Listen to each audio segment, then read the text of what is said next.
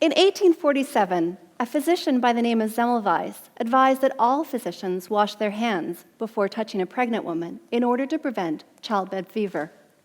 His research showed that you could reduce the mortality rates from septicemia from 18% down to 2% simply through washing your hands with chlorinated lime.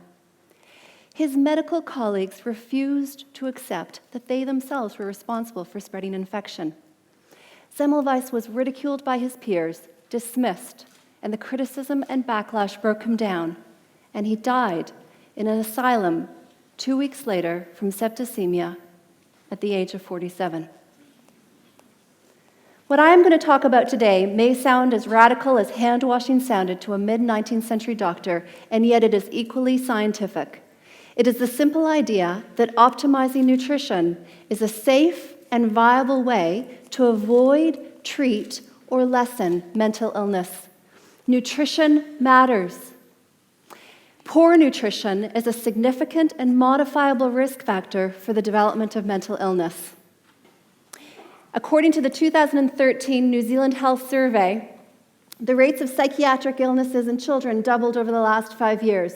Internationally, there's been a 3-fold increase in ADHD, a 20-fold increase in autism, and a 40-fold increase in bipolar disorder in children. And this graph here shows there's been a 4-fold increase in the number of people who are on disability as a direct consequence of an underlying psychiatric illness.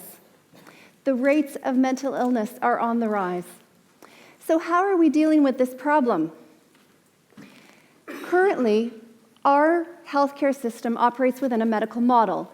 Now, this means that you would typically be offered psychiatric medications first, followed by psychological therapies and other forms of support. Our reliance on medications as a frontline form of treatment is evident from the increasing rates of prescriptions. For example, in 2012, 500,000 New Zealanders, that's 1/8 of us, had been prescribed an antidepressant. That's 38% higher than 5 years previously.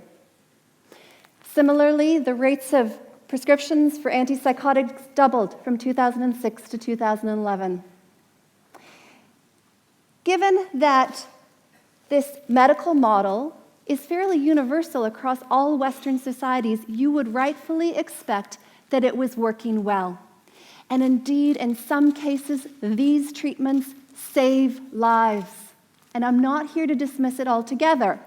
However, if a treatment is truly effective, then shouldn't the rates of disorder and disability as a direct consequence of that illness be decreasing rather than increasing? And that's why we need to consider the role that medications might be playing in some of these outcomes. If we take any class of medication, antipsychotics, anti-anxiety medications, antidepressants, the pattern is the same. In the short term, these treatments are often very effective, but in the long term, they aren't. And in some cases, they're making life worse. If we look at, for example, studies that have been done on ADHD children treated with stimulants or Ritalin, in the short term, they are better responders than any other form of treatment. But in the long term, they fare less well than children who were never prescribed these medications. Another study showed that despite our ever-increasing reliance on antidepressants, the recovery rates and relapse rates are no better now than they were 50 years ago prior to the advent of these medications. And children with depression who are treated with antidepressants are 3 times more likely to convert to bipolar disorder than children who were never given these medications. And people who are randomized to stay on their dose of antipsychotic medications are less likely to recover from schizophrenia in the long term than people who had been randomized to a dose reduction or complete elimination of the drug. And I can show you more and more studies all highlighting this same bleak picture. So, pretty depressing. is there another way forward? Almost 2 decades ago, my PhD supervisor at the time, Professor Bonnie Kaplan, told me about some families who were treating themselves with nutrients in southern Alberta, Canada. Now, they had bipolar disorder, psychosis, depression. These are serious conditions, and my education in clinical psychology had taught me that nutrition and diet were of trivial significance for mental health, and that only drugs or psychotherapy could treat these serious conditions. But she and others were publishing preliminary data in the earlier part of the century showing people getting well and staying well. And so I decided to study the nutrients, and that's what I've done for the last decade. In 2009, I received some funding to run a randomized placebo-controlled trial using minerals and vitamins, also known collectively as micronutrients, for the treatment of ADHD in adults. And this study was published in the British Journal of Psychiatry in April of this year, and here's what we found. Within just an 8-week period, twice as many people responded in the micronutrient group compared to placebo. Twice as many people went into remission in their depression in the micronutrient group. Hyperactivity and impulsivity reduced into the normal non-clinical range. And those who were taking the micronutrients were more likely to report that their ADHD symptoms were less impairing and less interfering than in their work and social relationships than people who were on the placebo. And 1 year later, those people who stayed on the micronutrients maintained their changes or showed further improvement, and those who switched to medications or stopped the micronutrients actually showed a worsening of their symptoms. Now, I need to tell you something here, and that is when I say micronutrients, I'm actually referring to a dose higher than what you'd get out of a vitamin pill purchased in the supermarket. In this study, we gave participants up to 15 pills a day with 36 nutrients. So it would be unlikely that if you went and got an over-the-counter supplement, you would unlikely see these positive benefits, both because the dose is lower and the breadth of nutrients is lower. Now, these positive benefits are not confined to a single study. My lab at the University of Canterbury is the Mental Health and Nutrition Research Group, and we've published over 20 papers in medical journals, all documenting the benefits of micronutrients. For example, this study here showed that we could reduce the symptoms of bipolar disorder in children by 50% with a simultaneous reduction in medications. This study here showed that we could reduce rates of probable post-traumatic stress disorder from 65% down to 18% following the Christchurch earthquakes with a 1-month intervention of micronutrients with no change in those not taking the nutrients. Even 1 year later, those people who had received the nutrients were doing better than those who didn't.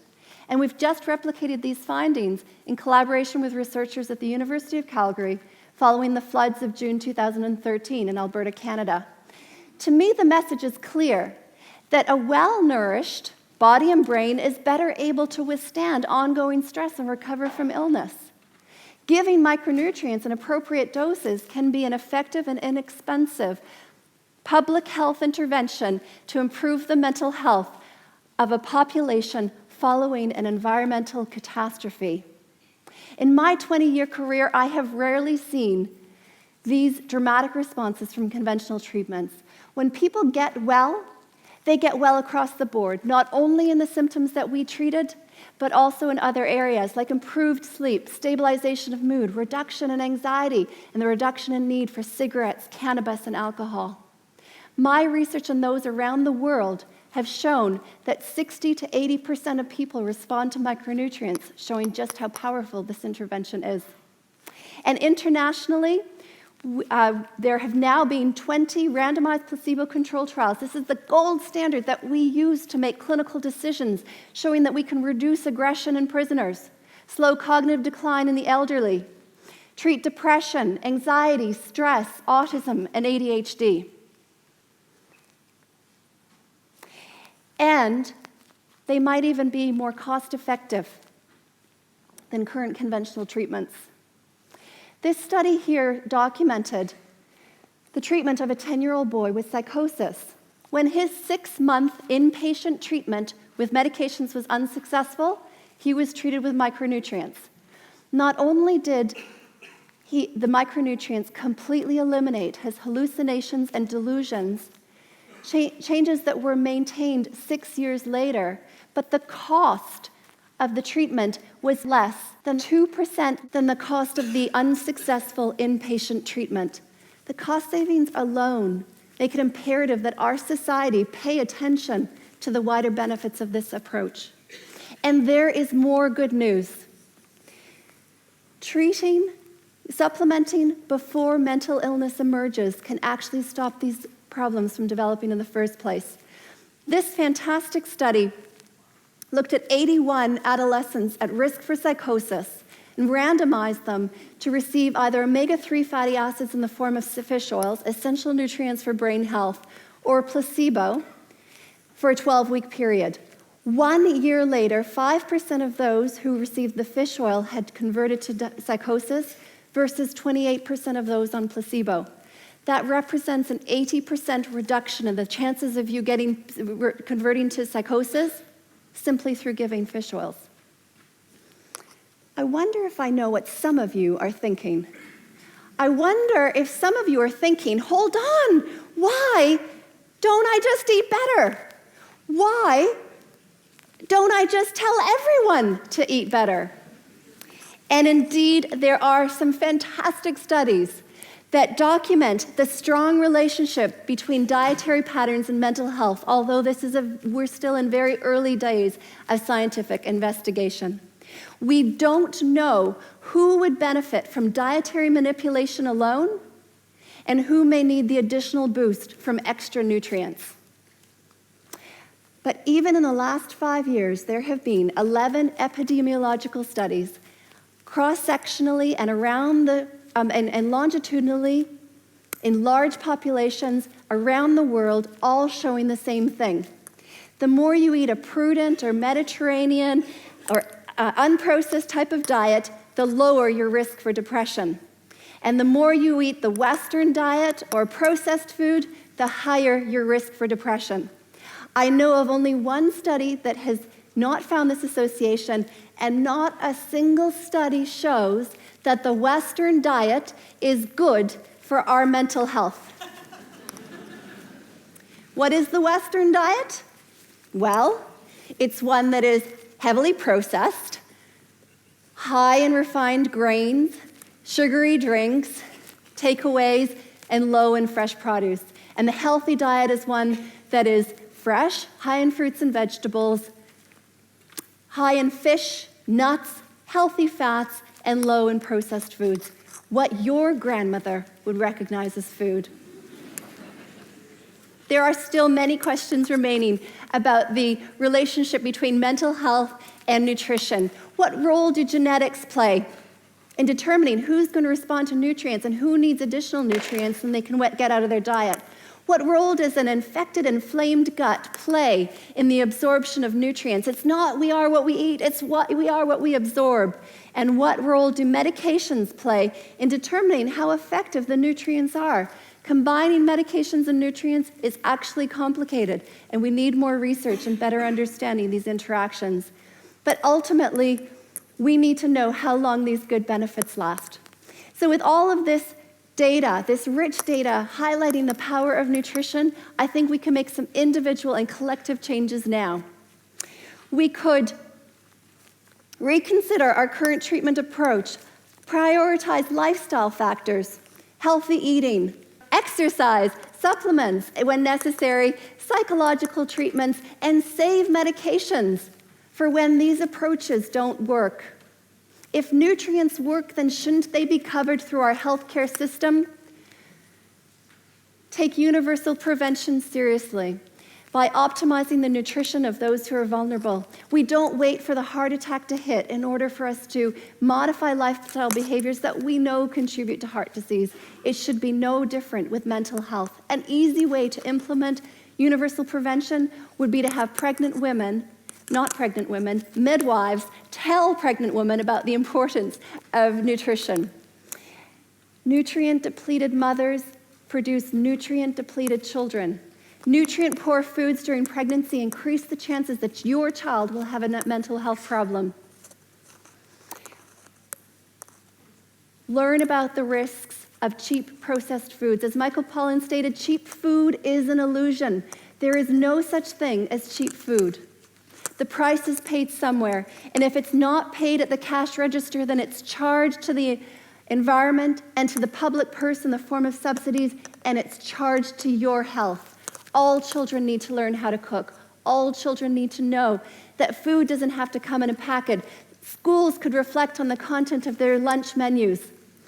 Children are too frequently rewarded with processed foods for good behavior.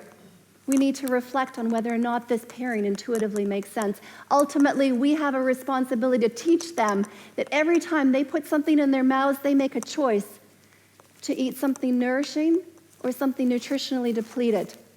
In the 19th century, physicians were offended when Semmelweis suggested they wash their hands before delivering babies. We are now asking them to consider whether the medications that they prescribe are contributing to the poor long-term outcome for some people with mental illness.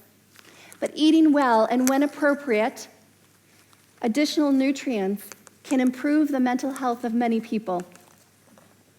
I leave you with one last thought. Randomized trials in the 1600s showed that putting limes aboard ships headed out for long voyages completely eliminated the 40% mortality from scurvy. But it took 264 years for the British government to mandate that all ships must carry citrus for their sailors. How long will it take our society to pay attention to the research showing that suboptimal nutrition is contributing to the epidemic of mental illness? So this is my idea we're spreading. Nutrition matters. And if we're really ready to get serious about mental health, we need to get serious about the critical role played by nutrition. Thank you.